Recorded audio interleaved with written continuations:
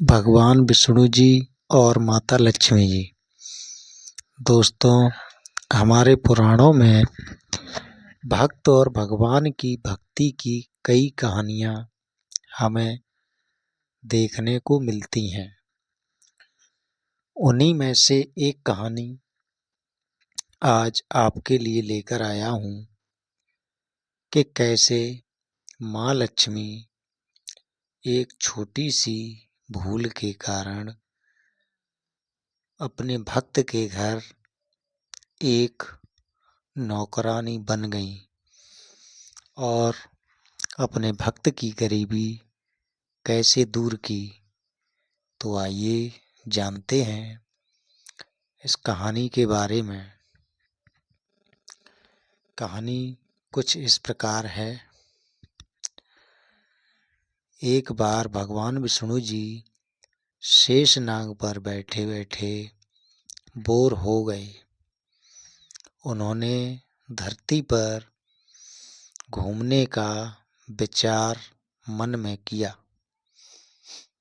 वैसे भी कई साल बीत गए थे धरती पर आए और वह अपनी यात्रा की तैयारी में लग गई। स्वामी को तैयार होता देख माँ लक्ष्मी ने पूछा, आज सुबह सुबह कहाँ जाने की तैयारी हो रही है? विष्णु जी ने कहा कि हे लक्ष्मी, मैं धरती लोक पर घूमने जा रहा हूँ। तो कुछ सोच कर लक्ष्मी माँ ने कहा, हे देव, क्या मैं भी आपके साथ चल सकती हूँ? भगवान विष्णु ने 2 पल सोचा, फिर कहा, एक शर्त पर। तुम मेरे साथ चल सकती हो। तुम धरती पर पहुंचकर उत्तर दिशा की ओर बिल्कुल मत देखना। इसके साथ ही माता लक्ष्मी ने हाँ कर दी और हाँ करने के बाद अपनी बात मनवा ली।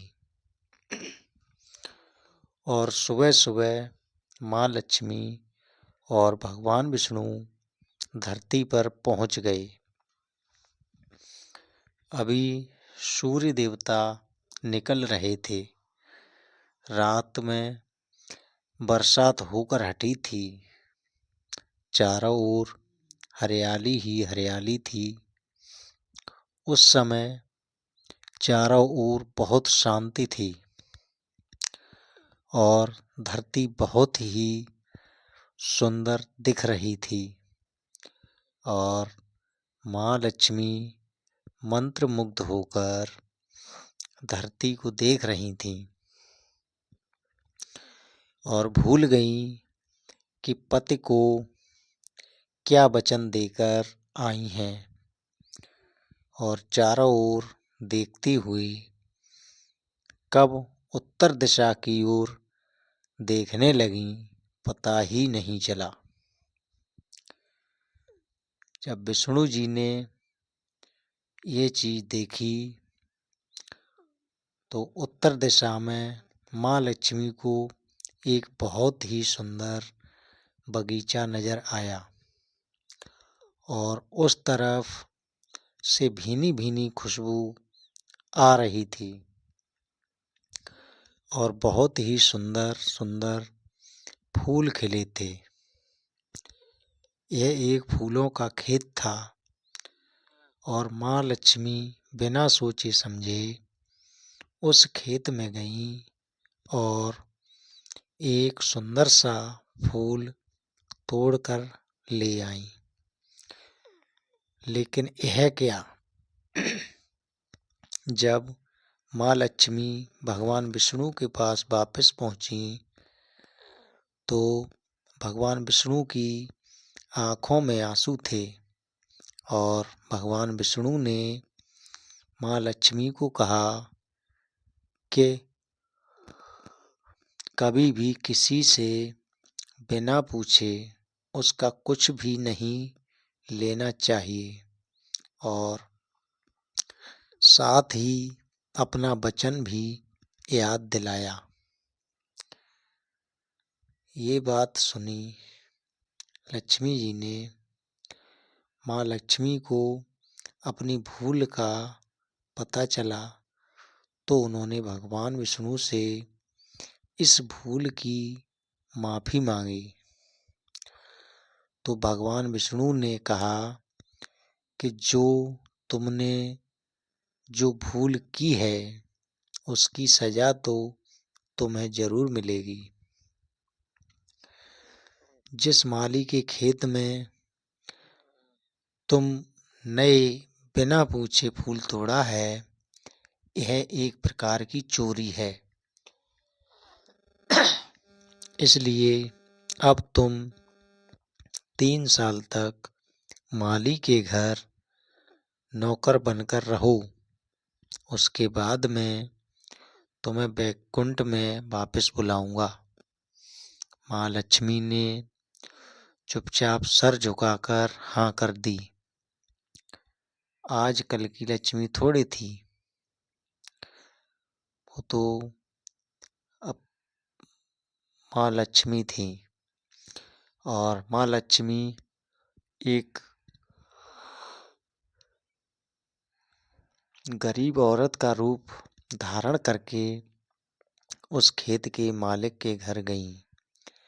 घर क्या, एक झोपड़ा था और मालिक का नाम माधव था।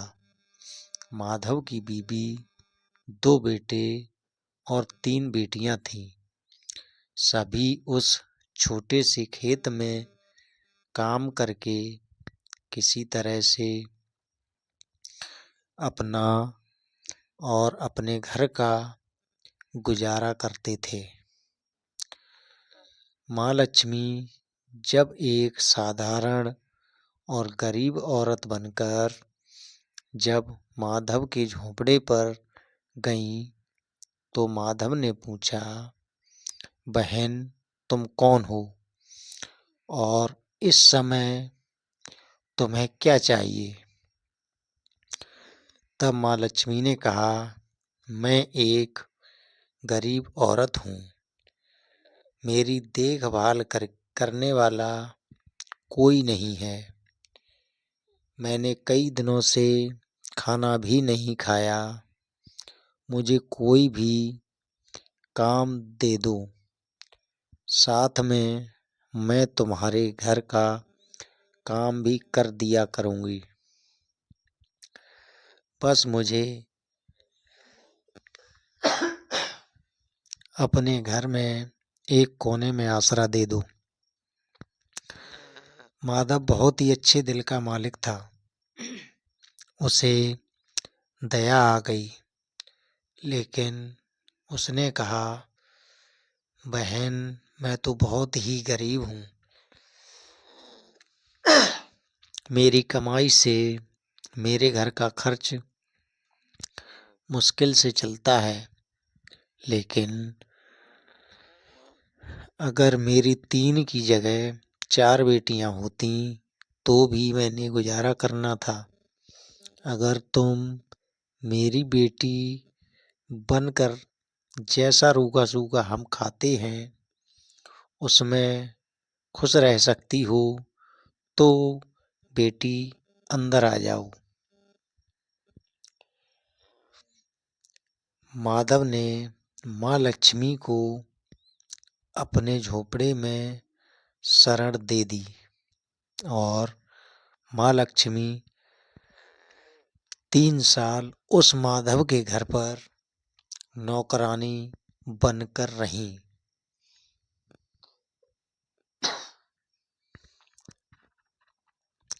जिस दिन माँ लक्ष्मी माधव के घर आई थीं, उससे दूसरे दिन ही माधव को इतनी आमदनी हुई फूलों से कि शाम को एक गाय खरीद ली। फिर धीरे धीरे माधव ने काफी जमीन खरीद ली और सब ने अच्छे अच्छे कपड़े भी बनवा लिए और फिर एक बड़ा पक्का घर भी बनवा लिया। बेटियों और बीवी ने गहने भी बनवा लिए और अब मकान भी बहुत बड़ा बनवा लिया गया था।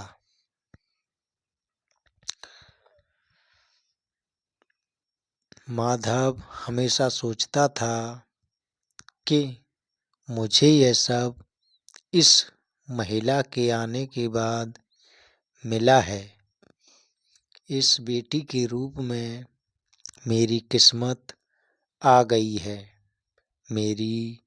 और अब 2-5 साल बीत गए थे, लेकिन माँ लक्ष्मी अब भी घर में और खेत में काम करती थीं। एक दिन माधव जब अपने खेतों से काम खत्म करके घर आया तो उसने अपने घर के सामने द्वार पर एक देवी स्वरूप गहनों से लदी एक औरत को देखा। ध्यान से देखकर पहचान गया, अरे यह तो मेरी मुंह बोली चौथी बेटी यानी वही औरत है और पहचान गया कि यह तो माँ लक्ष्मी है। अब तक माधव का पूरा परिवार बाहर आ गया था और सब हैरान होकर माँ लक्ष्मी को देख रहे थे। माधव बोला, माँ हमें माफ कर दो, हमने अनजाने में ही घर और खेत का काम करवाया है। माँ यह कैसा अपराध हो गया, माँ हम सबको माफ कर दे।